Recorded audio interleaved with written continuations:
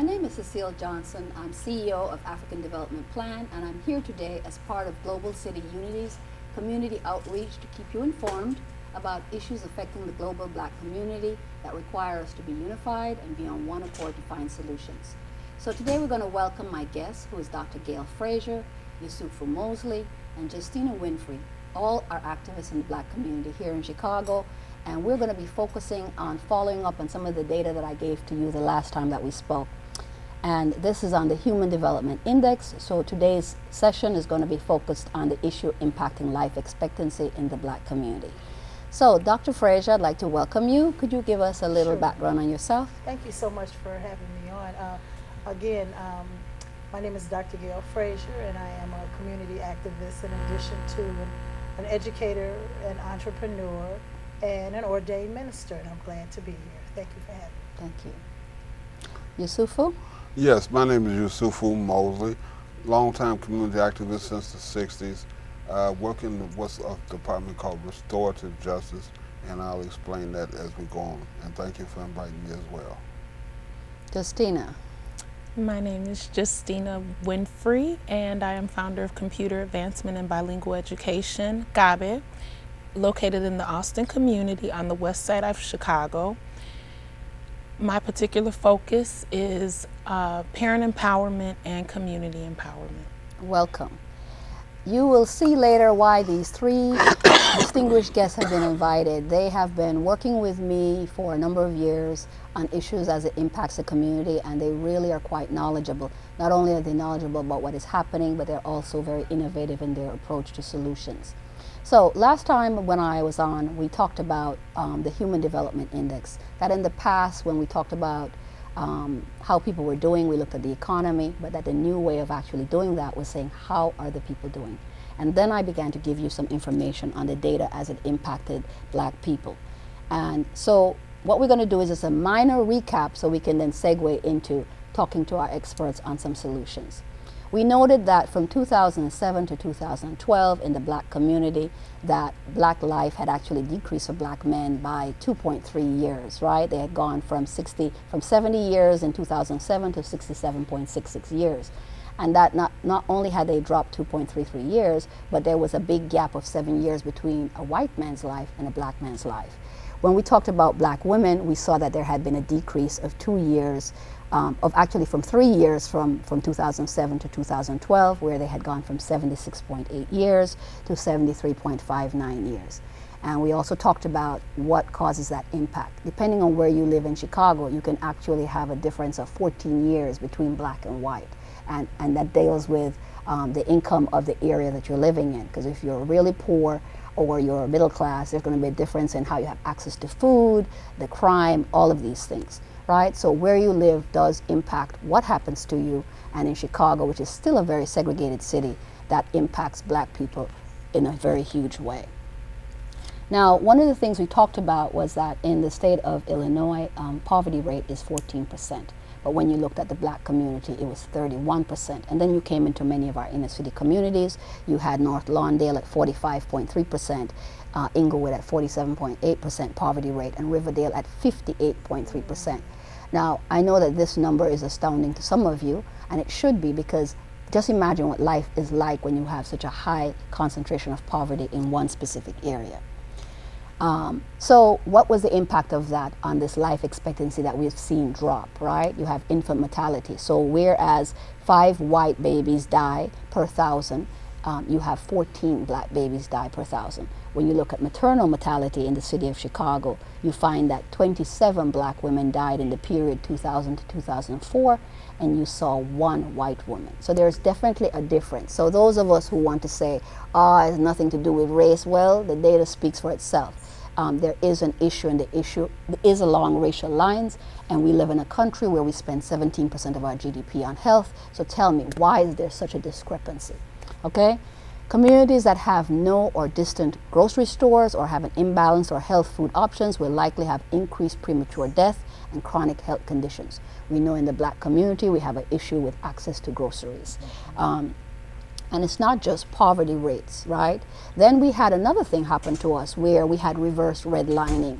We had people who were steering minority neighborhoods into high-cost mortgages, and so we have seen a flood of foreclosures.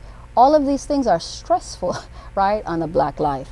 And so we see in Chicago where you will have 83% of the homeless are black, right? So there's been a tremendous disconnect. The white population has a 3.5% homeless rate. So when the economy goes down, there are some people who've lost their homes, but it didn't happen like it happened for us because we already had so many other social things happening to us as a people. Now, one more thing we add to that is causing the decrease in our birth and in our death, our life expectancy, is the issue of violence, right?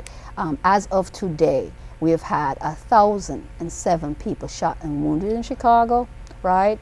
Total shot 1185, and of that 206 were homicides. So this is, black people are when it comes to who are being affected, 76.6% of the people who die are black, and 71% of those who commit the crime to kill them are black. So guess what? This is a black issue, right? So when some of our guests today are going to be speaking, we're speaking because we are black. This is a black issue, and we feel that the solutions need to come from our community. Another thing we need to talk about is the cost of what this website called Hey Jackass says, the cost of our stupidity, right? There is a tremendous amount of money being spent when people get shot, then they have to have, they go to the ER and the hospital expenses, and then if they die, they have the homicide costs and all of this. All of this adds up to about $2.5 billion. $2.5 billion, right? Now, in our communities, you know what we could do with $2.5 billion? Quite a lot. So we are trying to be out-of-the-box thinkers in how we are approaching some of this. Chicago, some of our aldermen want to talk about Spike and how you know, it's negative to call it Chirac. Guess what? I live in Chirac, right? And that's what Chicago is, because these kind of deaths are unconscionable. And it's unconscionable because in our black community, we need to check this. We need to check this, right? But we also know that we elected a mayor and we elected aldermen, and we expect political support and we expect the resources that are going to handle some of this. When it comes to killing by police in the state of Illinois, 508 people nationwide have been killed by the police, and 11 in Illinois, and of the 11, 5 were black, right? So we're only 15% of the Illinois population, but we are 50% of those killed by the police. When you look at the asthma and lead, we already showed that we had a very high incidence of lead prevalence. Why? Because we poor, we live in old homes have lead-based paint, etc., right? So it's just a compounding of poverty. It just creates more and more and more issues that impact us. In our neighborhoods in Chicago, 12 Chicago communities are equivalent to third world countries, right? Ashburn, Auburn Gresham, Austin, Brighton Park, Chatham, Cage Park, Hermosa, Rogers Park, Montclair, Mount Greenwood, Roseland, and West Inglewood, right? So what does that mean, right? That they have less doctors than other communities. Now, we already know on the south side, when you have someone get shot, they can't even go to the University of Chicago. So, you know, again, where you live, right, going to add or take off years off of your life, especially when you live in a segregated city like Chicago. So the questions, I did that to kind of lead up to panels, life expectancy and long and healthy death, right? Based on the grim data that we have just kind of shared with some of the people, what are some of the things that community members can do to address these problems? Well, I know I would say from my end, of course, it's always important for us to educate the community. You know, of course, being a part of the National Black Agenda Consortium, where I serve as chair, that is something that's always been a key component. Our mantra is to educate, organize, and mobilize. With the statistical data that you just provided, it's quite obvious that the community is not aware of that. So I would definitely say that's one key thing, that we have to get this information out so that the people will clearly know that we have a serious pandemic when it comes to violence and health care and all of those things. So that would certainly be something I would say that we would have to do. Okay, Yusufu? Yes, I would like to say that it's threefold, and it begins with a speech that Minister Malcolm X gave. He said we have to do three things no matter what else we do in the black community. We have to wake up, we have to clean up, and we have to stand up. When by wake up, he means come into consciousness. Right. coming to knowing who you are, who the enemy is, and what your situation is, truly, not the illusionary stuff. Then you say clean up all those bad habits that we've obtained over the generations that we've been in this country and been involved with these people. And then the last thing is to stand up for the community and do the things that will help liberate us from those evils and ills that you talked about. Awesome. And Justina?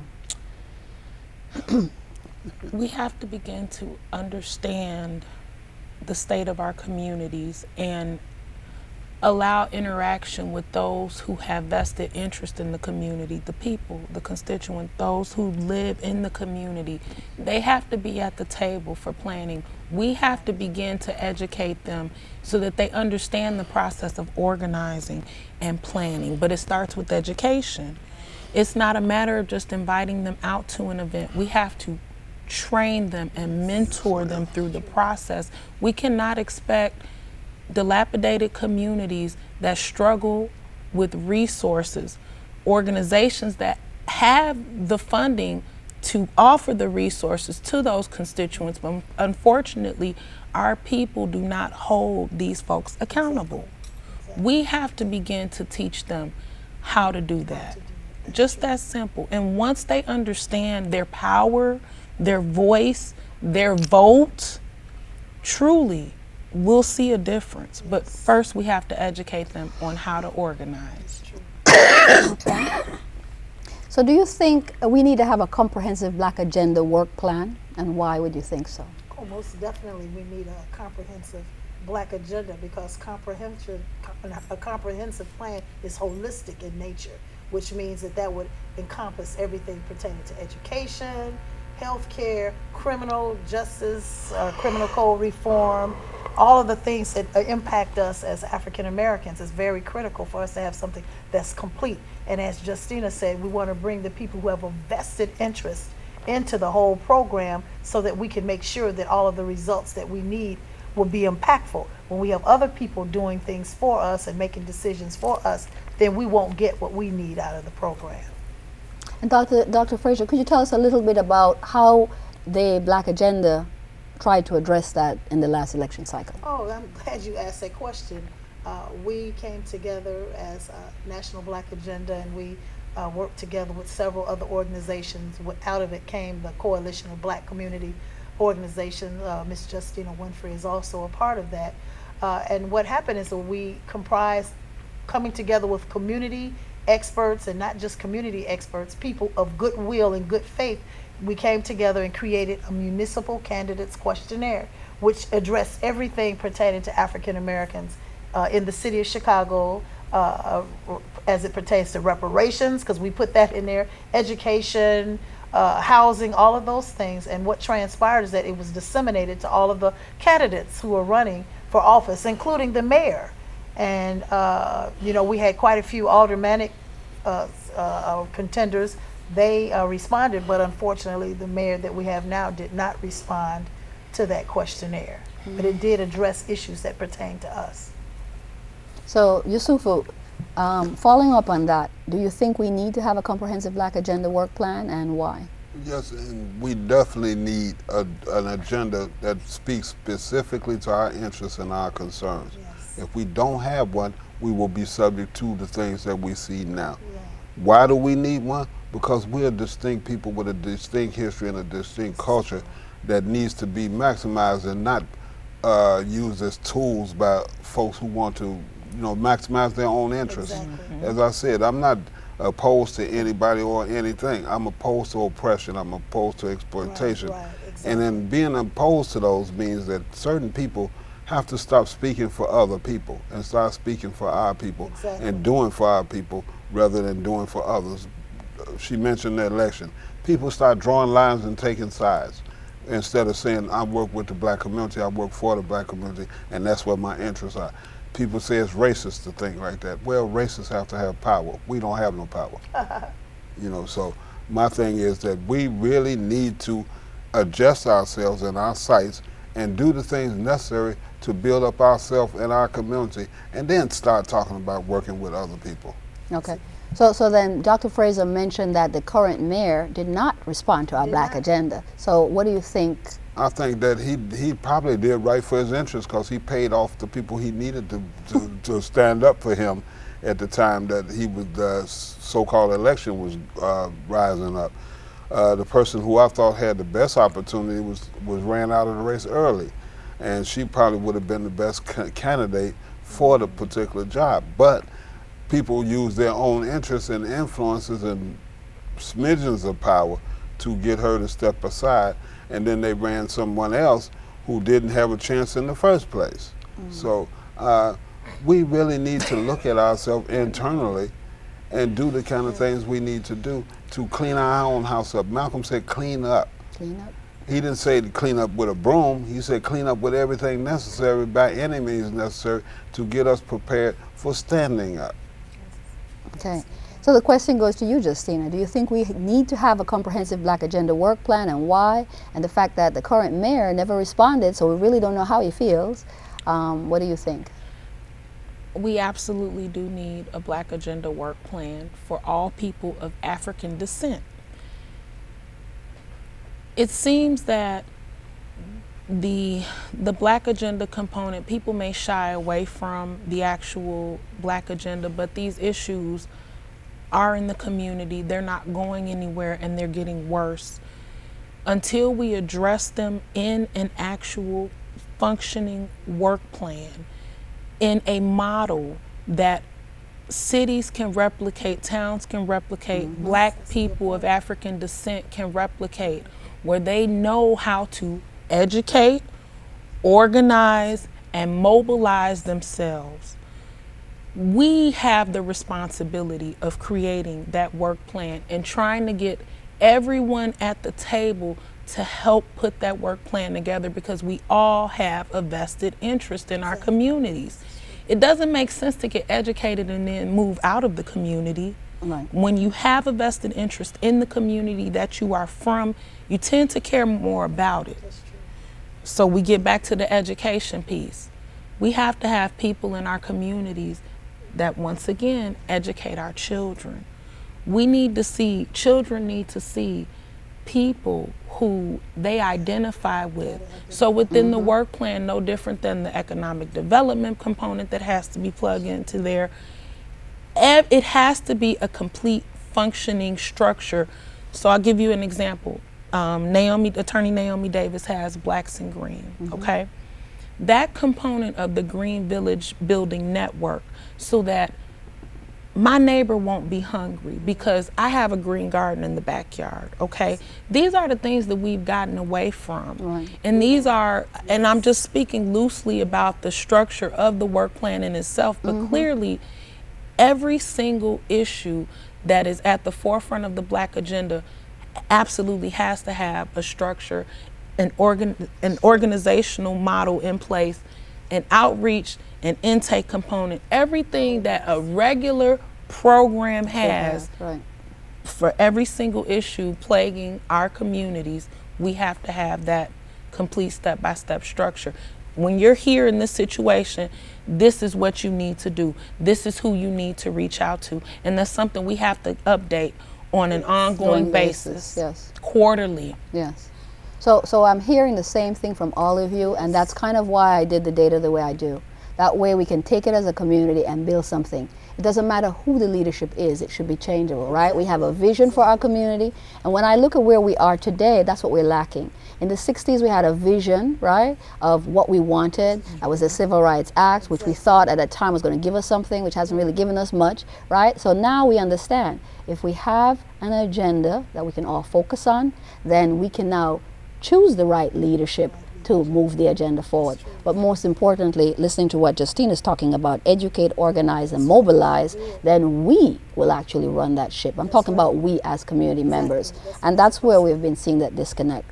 So what are ways, she's kind of touched on this, ways to build awareness in the Black community amongst policymakers and elected officials to hold them more accountable for lack of economic progress in the Black community. The data that has been presented is to give every Black, white, and Asian or Hispanic politician no excuse when a Black community says, this is what we need the data supports our need, right? So what ways do you think we can build awareness? Because as we've talked about, we need the churches on board, we need the children on board, right? They're We part of need, the stakeholders. exactly. So All give of me the some, stakeholders have to be involved in the process, and that's what we had been alluding to when we were talking. All of the stakeholders must be involved, and when you miss one component of that stakeholdership, you have a problem. It's a serious problem. And so as we see just back in old times when you had the minstrel programs, you know, where somebody else was playing our role. Right. We have to be at the table playing our own roles. We're the ones. But when you're talking about those in leadership, of course we know the leadership is accountable to do what's right and what's righteous. And I believe many of them are trying. I mean, I'm not going to just put a blanket thing and say, no, they're not. We know some of them are, some of them may not be. But as you had said previously, everybody has to, the stakeholdership has to be in place. And in holding the individuals who are in authority accountable, that means that there will be consequences right. when they don't do what we say, because we are the ones who have put them in position. And that's one of, I believe, has been our major drawback as a people. We don't hold our individuals accountable. You know, and you go up to different school districts and things, and you hear about what's happening in Wheating and all of these other places where it's a majority white population. They get results because they hold the people accountable. We, unfortunately, we don't, because we always say, well, we make excuses. And I think everybody up here would agree that it's time out for excuses. That's right.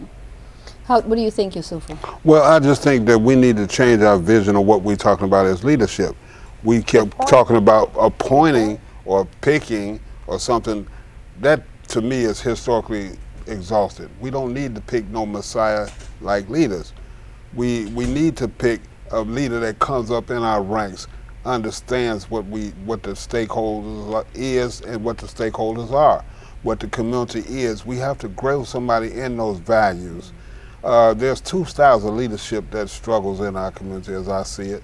One is individual leader, usually from out of the church or the mosque or the temple, and they see it as God's mission. It might be, but they also there's the other model which says that we are the leadership. We are the ones who decide the direction, we as a community.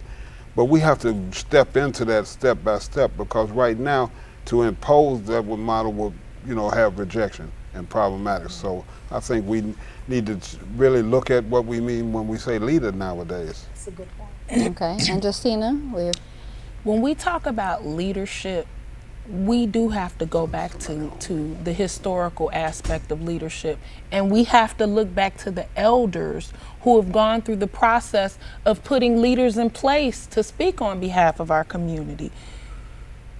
They have not passed the torch. They're not passing the torch. They are holding on for dear life, and this is why our communities are struggling right now. They don't want to share the knowledge. Unfortunately, they're threatened, and yes, some of them know who they are. May God bless their souls. But at some point, you can't die with the information. You have a responsibility to pass that information on, and our communities need this information. Exactly. You know who you are, and I will leave it at that. There's a group of you all. But in passing the leadership, I understand that the youth have to respect the elders, and I get that. I get that 100%. So we get back to the very truth of our rites of passage. We don't have that in place any longer, okay? And our youth are in a situation of, I homeschool, let me be clear.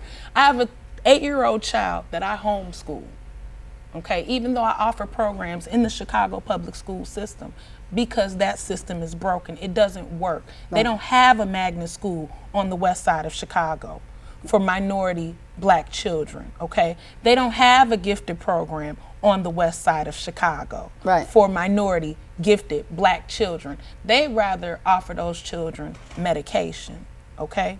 So what I'm saying is, before we had the issue of our youth being educated, okay?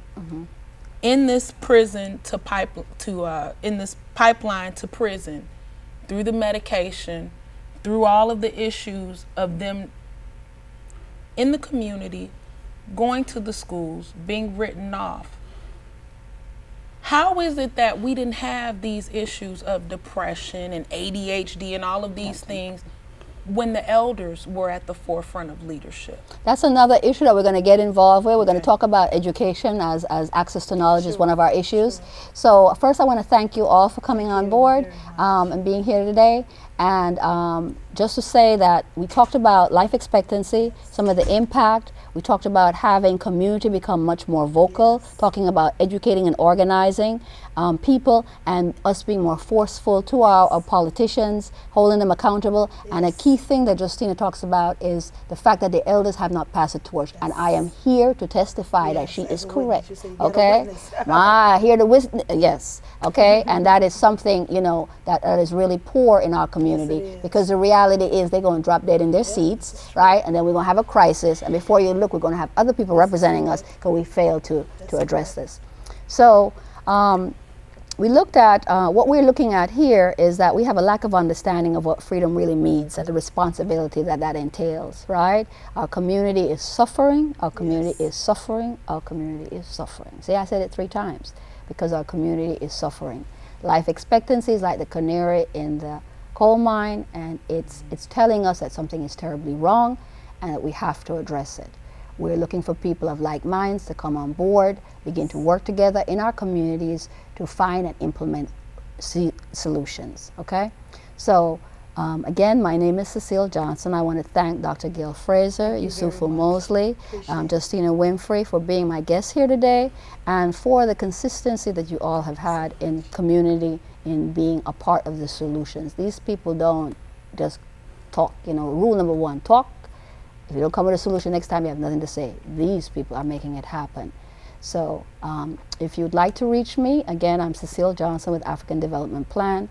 You can reach me at my email, which is African Development Plan, spelled exactly as it sounds, African, AFRICAN, DEVELOPMENT, plan, PLAN, @gmail.com. And happy to hear from you. Tell us how you can come on board, how you can join us, how you can help us to structure this, how we can get a game plan going, and what role you will play. Don't just call me or write me to complain. What role will you play? If you don't have a role to play but to complain, please don't write me, okay? So let's do it like that. Again, thank you, ladies and gentlemen. Appreciate it. Thank you.